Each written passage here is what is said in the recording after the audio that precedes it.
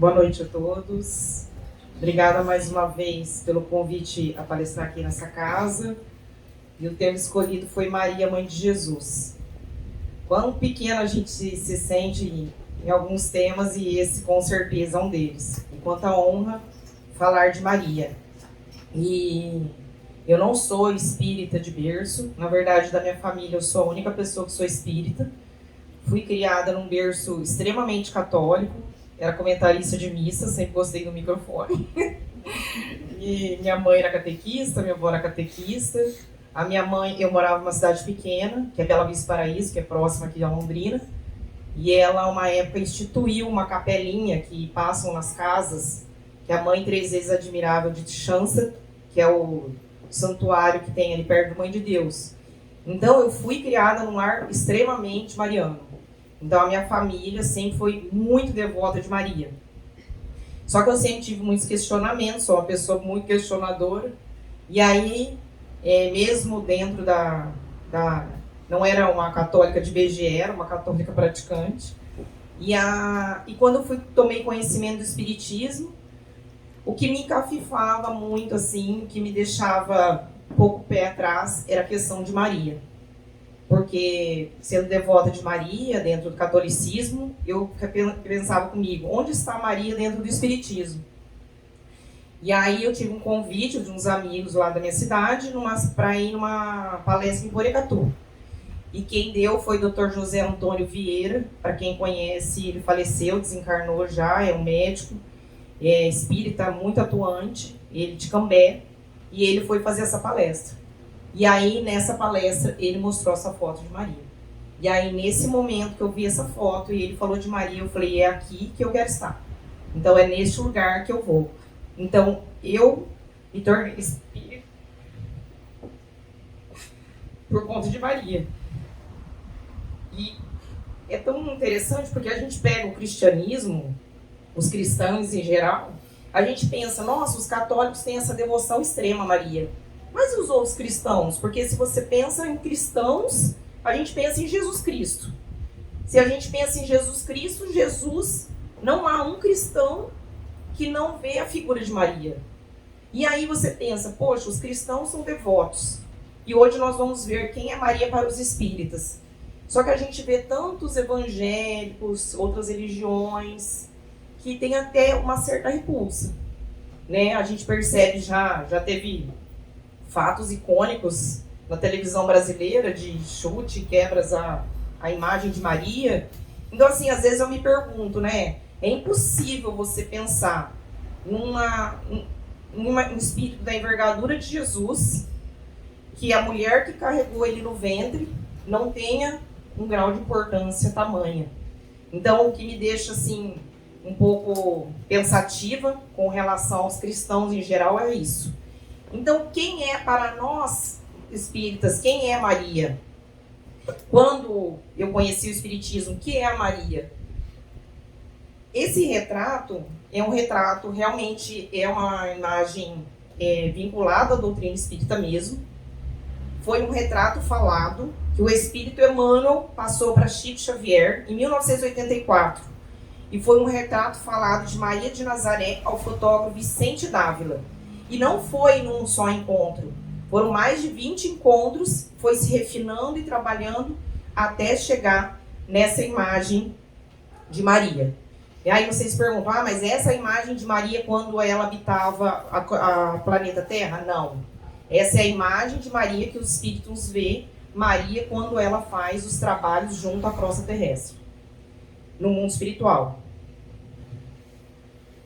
Então, Maria foi retratada como aparece nas suas visitas às esferas espirituais mais próximas e perturbadas da crosta terrestre, no amparo aos suicidas com a legião dos servos de Maria. E aonde que eu tirei isso? Da onde que vem isso? Tem um livro que chama, muito conhecido, psicografado pela médium Ivone do Amaral Pereira, Memórias de um Suicida. Lá, um livro grosso, 460 páginas. E lá ele narra Camilo, um suicida, narra toda a perturbação após o seu suicídio, narra a existência do Vale dos Suicidas e narra, com muita descrição, o trabalho de Maria pós-desencarne no mundo terreno. Então, lá nesse livro, Memórias do Suicida, nós temos uma gama de informações sobre como atua Maria hoje no mundo espiritual. Como está Maria no mundo espiritual. Então, após Jesus vir a recolhendo e levar de volta a pátria espiritual, Maria chega e pergunta: eu quero socorrer aquelas almas que mais necessitam. E aí colocaram ela na governança, nada mais, de quem pratica o suicídio. Então, Maria tem uma legião dos seus servos e ela vai até o Vale dos Suicidas numa caravana, muito respeitoso, porque ela carrega um mastro, né, essa caravana, escrito a Legião dos Servos de Maria. E lá ela faz os socorros dessas pessoas que praticam suicida e levam as outras demais colônias espirituais. E há uma narrativa muito interessante de Camilo no livro, que ele traz o quê? Que ao entardecer, de repente ele começou a ouvir vozes, e aí orações e preces. Todo aquele lugar que ele estava, ele já foi retirado ali do vale, foi para esse lugar, e ele começou a ouvir preces. E todos os dias, diariamente, ao entardecer, eram feitas essas preces e orações a Maria, eram dados planejamentos nesse momento.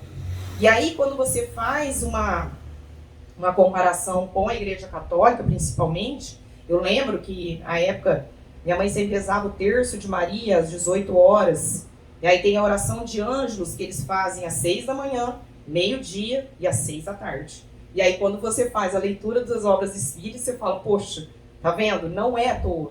Ou seja, essas pessoas são realmente intuídas, né, naquela religião a fazer as preces nesse horário. E realmente há essa prece. Então, se vocês às 6 horas da tarde se recordarem, e puderem fazer uma prece a Maria, principalmente alguém que tenha desencarnado através do suicídio, principalmente às 18 horas, é uma hora de atuação de Maria no mundo espiritual muito forte. E aí eu trago também referências, eu gosto muito, eu falo que a gente tem que trazer muitas obras espíritas. Muito pouco a gente lê, muito pouco a gente sabe das obras espíritas, a gente tem uma gama de obras. Ai, Camila, eu não gosto de ler, não tem problema, tem audiolivro. Ah, mas eu gosto de estudar. Não tem problema. Muito das obras espíritas tem estudos na internet. Com pessoas sensacionais, né, Thaís? A gente é bem viciado e troca figurinha. Que curso você está fazendo? Mas tem muitos cursos na internet excelentes. Então eu gosto sempre de trazer referências, principalmente das obras espíritas. Então eu tenho a primeira obra ali, Maria, Mãe de Jesus, de Chico Xavier e Ivone Amaral Pereira. Tem o livro Boa Nova, que traz vários desses personagens icônicos, espíritos de grande envergadura. E aí, no último capítulo maravilhoso, traz a descrição de Maria durante a crucificação de Cristo. E aí, durante a sua vida, né, junto a João Evangelista, e o seu retorno à prática espiritual. Uma descrição maravilhosa. E aí temos o livro também, comentei, Memórias de um Suicida, de Ivone do Amaral Pereira. O livro A Caminho da Luz. A Caminho da Luz nos traz o quê? Como foi feito o planejamento de criar a Terra? Quem é Jesus para nós espíritas? É um homem que encarnou, que viveu aqui na Terra por aproximadamente 33 anos e foi mensageiro trouxe a mensagem de Deus? É simplesmente isso? Não. Para nós espírita, existe uma pleiade, uma legião de espíritos crísticos. Então, Camila, você vai me falar que tem vários cristos? Sim. Jesus foi o escolhido para ser o governador do orbe terrestre há 4,5 bilhões de anos. E junto com ele tem uma legião de governadores. Junto com ele tem uma legião de pessoas que ajudam a ele governar. Então, ele é o governador do orbe terrestre. Tudo isso está descrito aonde? No livro A Caminho da Luz. E ele tem uma equipe espiritual que vem junto. E um deles, obviamente, que participa dessa equipe é quem? Nada mais nada menos que Maria de Nazaré. Daí tem a descrição de Paulo e Estevão, que narra a conversão de Saulo de Tarso a Paulo de Tarso. Apóstolo Paulo ou São Paulo. Então é a conversão dele e ele conhece Maria, ele entra em contato com Maria. E ele gostaria muito de escrever um evangelho, uma das cartas de Paulo sobre Maria, e não consegue fazer isso. E aí, no final, quase do seu desencarne, ele chama Lucas, um dos evangelistas, e fala: Lucas, você precisa estar em contato com Maria e escrever sobre a vida de Jesus e a vida dela. Então a gente percebe toda essa história onde? Em Paulo e Estevão. E aí traz também descrições de Maria no livro Religião dos Espíritos, Chico Xavier, junto com Emmanuel. E temos essa aqui, o livro Maria de Nazaré, do Espírito Miramês, João Nunes Maia. Uma palestra maravilhosa. Divaldo, não há como, né? Ninguém consegue fazer uma palestra tal como ele, né? Aquela emotividade, os detalhes, é sensacional. Essa palestra é uma palestra antiga, é Divaldo Franco Maria de Nazaré. Só colocar lá no YouTube você já acha. Eu trouxe aqui mais ou menos a carinha da palestra para vocês pesquisarem. Maravilhosa. Traz a descrição toda desse capítulo da Boa Nova que eu comentei com vocês. E agora, em janeiro de 2025, eu fui num congresso, é o meu segundo ano, é o Congresso Espírita de Uberlândia, que é o CEL. E esse congresso espírita deste ano foi totalmente dedicado a Maria. 17 palestrantes, muitos palestrantes, todos renomados, palestrantes excelentes. É bem puxado, assim, mas você nem cansa, porque é tantas questões maravilhosas são tratadas que a gente nem vê o tempo passar. E o congresso desse ano foi exclusivamente sobre Maria, eis aqui a serva do Senhor, cumpra-se em mim, segundo a tua palavra. Então tem o congresso todo, todas as palestras, no canal do YouTube da Web Rádio Fraternidade, que são eles que promovem este congresso. Vai ter o Nono Céu, que o Nono Céu é Não Ter Mais, e é sempre o último final de semana de janeiro. Muito, muito bom esse congresso. E o que eu trago também como referência? Proto-Evangelho de Tiago.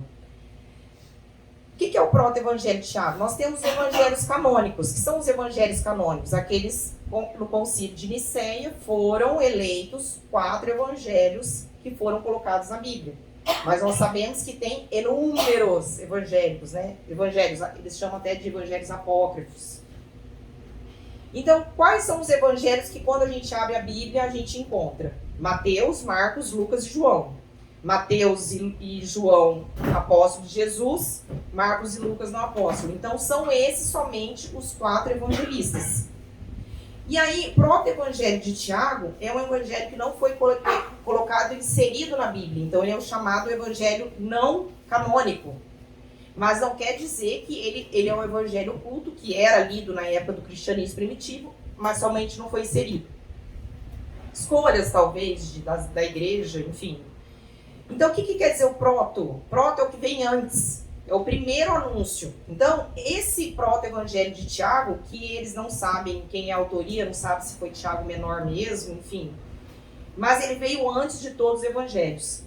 É o mais escrito sobre Maria. Por quê? Porque na Bíblia não tem muitas informações sobre Maria.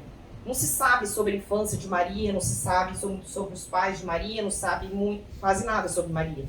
Então, mas o proto-evangelho de Tiago está em toda a vida de Maria. Então ele traz os pais, a infância, o matrimônio dela, a maternidade, quando ela concebeu Jesus. Então esse evangelho ele é totalmente descritivo quanto a Maria.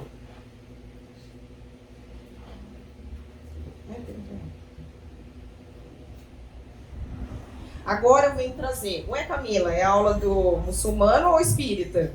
Alcorão. Alcorão, o que é o Alcorão? Alcorão é um livro sagrado do Islã.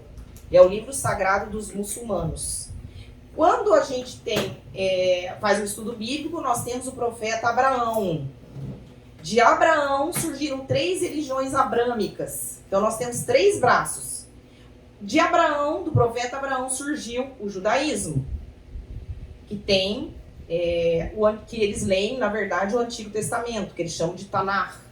Então, de um braço de Abraão surgiu o judaísmo. Outro braço surgiu quem? O cristianismo, que lemos o Velho Testamento e o Novo Testamento. E um dos braços de uma religião abrâmica também é a religião muçulmana. É o que eles têm como livro sagrado quem? O Alcorão. E, às vezes, quando a gente tem um certo preconceito, que a gente vê as notícias, né, as questões dos muçulmanos, mas eles trazem muitas pessoas que são narradas na Bíblia lá. Então, eles trazem José, eles trazem Maria, eles trazem Jesus, eles trazem Moisés, eles trazem todo. Então, eles trazem Maria muito mais do que na Bíblia. E ela tem uma importância muito maior no Alcorão do que na própria Bíblia. Então, Jesus é o quê? Quem é Jesus? Jesus, é o filho de Maria. Maria é a referência no Alcorão. Agora, na Bíblia, não. Quem é Maria? A mãe de Jesus. Então, no Alcorão, ela tem muito mais importância do que na Bíblia. É a única mulher mencionada pelo nome no Alcorão. E ela tem uma surata, um capítulo, que é o 19º, especialmente para ela, feita para ela. E Maria é mencionada no Alcorão 34 vezes. Na Bíblia, Maria é mencionada 20 vezes. E no Alcorão ela é tratada como a mulher mais perfeita que a terra concebeu. Ela é sinônimo de pureza. A virgindade de Maria, como no proto-evangelho também, mas isso é uma discussão que fica, foi concebida, não foi concebida, como que nasceu, enfim. Não sei, mas para mim não faz a mínima diferença. Mas o proto-evangelho também traz como mesmo após a concepção de Jesus, manteve-se a verdade e a devoção a Maria. E aí os nomes em hebraico Miriam, aramaico Mariam, grego Mariam, Maria. E aí vocês se perguntam, não sei se já fizeram esse questionamento, mas quantas Marias existem? Afinal, tantos rostos, tantos lugares, tantas vestes diferentes, mas é uma? Quantas Marias são? Na verdade, é uma só. É uma Maria. Desde o ano depois de Cristo, ano 40, foram registradas quase 2.000 aparições de Marias. E o Vaticano reconhece apenas 16 e os bispos reconhecem junto aí umas 28 aparições. Então, no mundo, são conhecidos, estão catalogados, chega de 1.100 nomes referentes a Maria. Mas o que vem a ser esses nomes? Os nomes são com relação ao título, dependendo. Missão divina, Nossa Senhora Mãe de Jesus, a Virgem Maria Imaculada Conceição, ou o local que apareceu no mundo, Nossa Senhora de Aparecida no Brasil, Nossa Senhora de Fátima em Portugal, Nossa Senhora de Lourdes na França, Nossa Senhora de Guadalupe no México, Nossa Senhora de Akita no Japão. E aí cada uma apareceu com a característica do quê? Daquele povo. Com as vestimentas, diferente cor da pele, diferentes características, diferente cabelo, mas sempre o quê? A mesma Maria. Na verdade, são pessoas que têm a mediunidade, nós sabemos disso, tem a mediunidade da vidência e vem Maria, e aí caracterizada com relação a esse local. Ou dependendo da missão divina. Ou fatos que marcaram, por exemplo, Nossa Senhora de Belém, Nossa Senhora de Anunciação, Nossa Senhora das Lágrimas, ou contra a consagração, Nossa Senhora Milagrosa, enfim. E os fatos sobre Maria? Quem foram os pais? Joaquim e Ana, eles eram judeus, então Maria era judia, então Jesus era judeu. Porque o judeu, você só é judeu quando a sua mãe for judia. Você não é, porque eles falam, é certeza que o filho é da mãe, do pai, não sabemos. Tá vendo? Então a mulher tem um grau de importância o quê? Na concepção de um filho judeu. Então, Jesus era judeu, na Bíblia a gente vê a participação das festas, todas as questões do judaísmo. A mãe de Maria, ela tinha uma infertilidade, e aí Joaquim ficou 40 dias e 40 noites no deserto em jejum, e aí teve uma gravidez tardia, e ela nasceu entre o ano 18 ou 20 a.C., possivelmente em Jerusalém, os Céfares, na Galileia, e ela foi entregue ao templo. Ela com 3, 4 aninhos foi entregue ao templo. Então o pai fez toda aquela questão para poder a mãe engravidar, e ela viveu no templo. E eles falam que ela foi alimentada pelos anjos. Porque chegava lá e falava, tinha alimento, mas quem te deu? Ela falava, os anjos. E aí com 12 anos de idade, quando ela começa a se tornar moça, ela não podia mais ficar no templo. E aí entregaram ela a José. Então José, na verdade, era como se fosse um tutor dela, porque ela era mocinha e ele tinha uns 60 anos, era viúvo, tinha filhos. Então assim, era mais como um tutor e um cuidador dela, tanto que ele viajava, ela ficava sozinha, e aí quando ele chega, ela está grávida, que ele conta para ela, ele fica desesperado. Ele fala, vão me condenar, porque eu não tutelei você seriamente. Então, assim, quando a gente vê a história, ele é mais como um tutor realmente dela, um cuidador, porque ela estava ali órfã, com certeza os pais dela já haviam falecido, e ele cuidava dela. E aí ela morou em Nazaré, e ela noiva José, José era da tribo de Davi. Daí no livro A Caminho da Luz, a gente vê o grau de importância de Maria. Olha o que traz o livro A Caminho da Luz, de Chico Xavier, psicografado por Chico Xavier e Emmanuel. As figuras de Simeão, Ana, Isabel, João Batista, José. Olha como que narra no livro, coloca só o nome. Agora quando vai falar de Maria, bem como a personalidade sublimada de Maria. É que somente com o concurso daqueles mensageiros da Boa Nova, ou seja, o concurso de todos esses, portadores da contribuição de fervor, crença e vida, poderia Jesus lançar na terra os fundamentos da verdade inabalável. Então traz aqui quando foi criado o mundo, quando foi criado o planeta Terra, Jesus como governador do órbito, mas ele precisava de um grupo que auxiliasse. Você acha que ele ia encarnar na Terra e que não tivesse a proximidade ali de pessoas que fossem ali no mínimo favoráveis a ele? Óbvio. Pessoas de altíssima envergadura. E aí quando narra no livro traz a personalidade sublimada de Maria. No livro A Religião dos Espíritos. Então quem é Maria para nós espíritos? Para nós espíritas. Olha que lindo isso. Narra Chico Xavier para nós, buscando alguém no mundo para exercer a necessária tutela sobre a vida preciosa do embaixador divino. Quem é o embaixador divino? Jesus. O supremo poder do universo não hesitou em recorrer a quem? Você acha que seria qualquer mulher? A abnegada mulher. E ela escondida ali num lar apagado e simples. Humilde, ocultava a experiência dos sábios. Frágil como o lírio, trazia consigo a resistência do diamante. Pobre entre os pobres, carregava na própria virtude os tesouros incorruptíveis do coração. E desvalidas entre os homens, era grande e prestigiosa perante Deus. Essa é Maria para nós espíritos. Eis o motivo pelo qual, sempre que o raciocínio nos induz a ponderar quanto à glória do Cristo, recordando na terra a grandeza de nossas próprias mães, nós nos inclinaremos reconhecidos e reverentes ante a luz imarcessível da estrela de Nazaré. Imarcessível é incorruptível, que mantém do vício, mantém o brilho. E quem é Maria nos evangelhos? João, Marcos, Lucas e Mateus. Na verdade, as maiores narrativas a gente se encontra no evangelho de Lucas, na Bíblia, mas em Lucas e em Mateus. E aí eu trouxe algumas passagens, porque senão a gente ia fazer um seminário sobre Maria, sobre ela no Evangelho. E aí a passagem grandiosa, daí o anjo chegando e anunciando o recebimento de Jesus no ventre de Maria. E olha que divino. E vindo o anjo ante ela, disse: Salve agraciada, o Senhor é contigo. Bendita és tu entre as mulheres. Ele não falou, Maria. Ele falou, salve agraciada. Salve, quando faz a tradução, ave. Por isso que a gente tem Ave Maria. Quando a gente tem aquele livro, Ave Cristo, salve Cristo. Então ele chega falando salve agraciada. Não é qualquer pessoa. Não é qualquer espírito. É um espírito agraciado.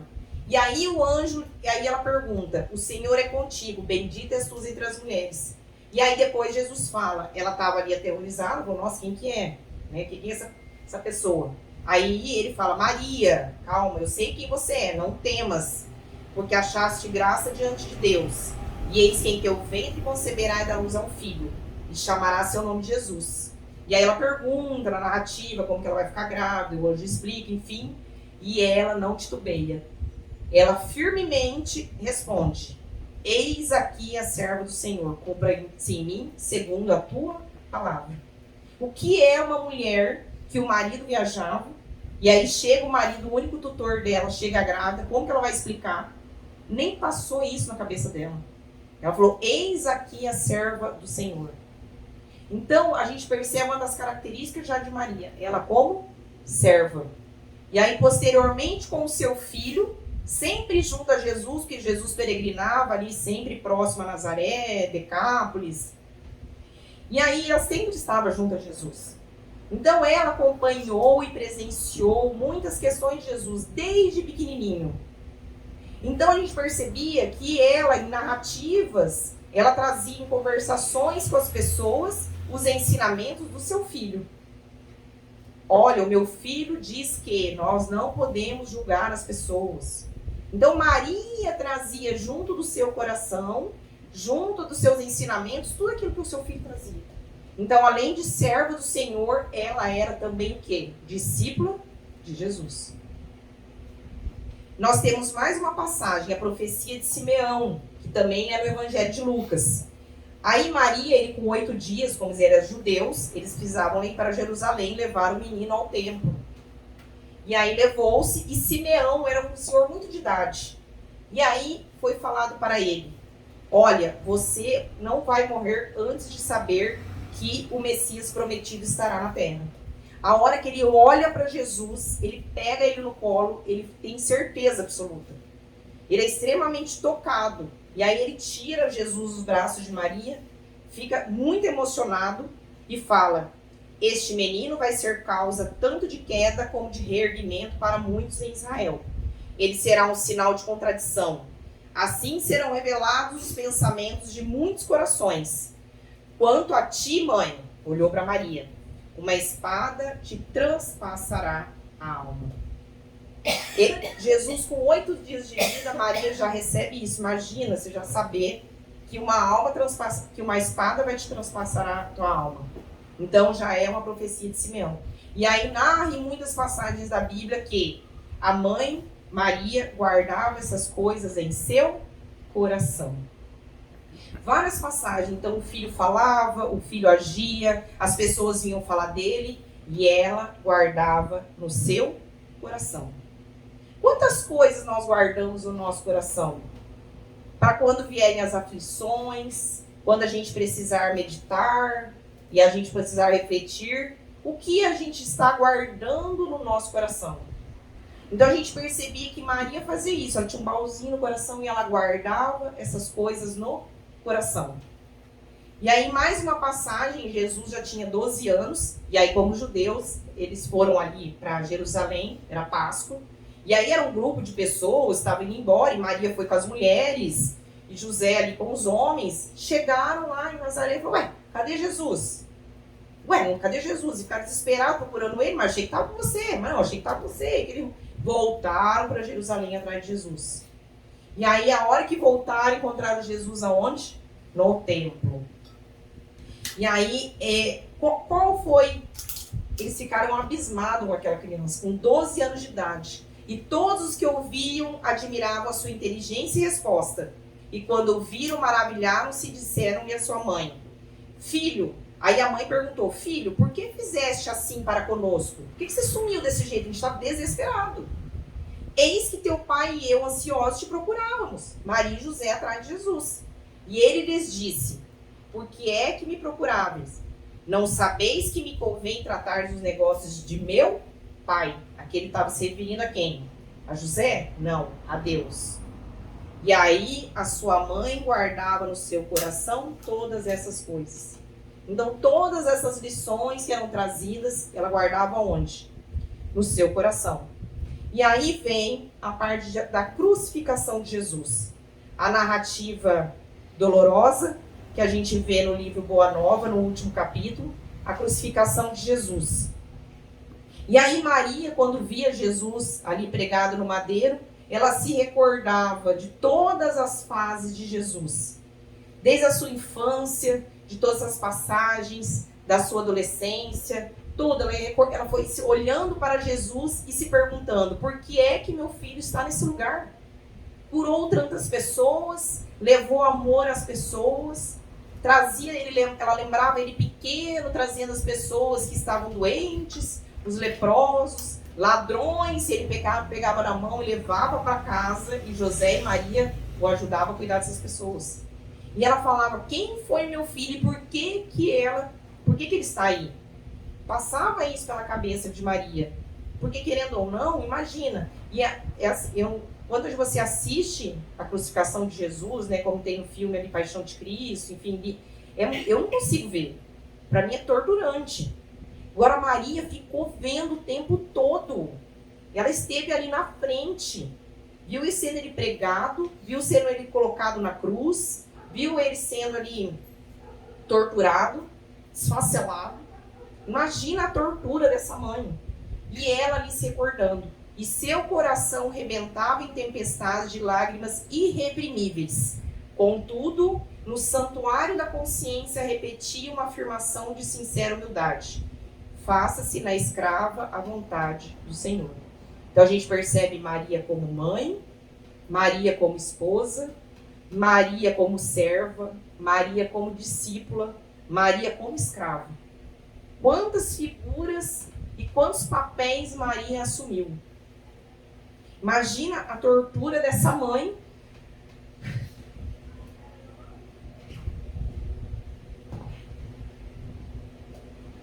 Vendo seu filho ali pregado.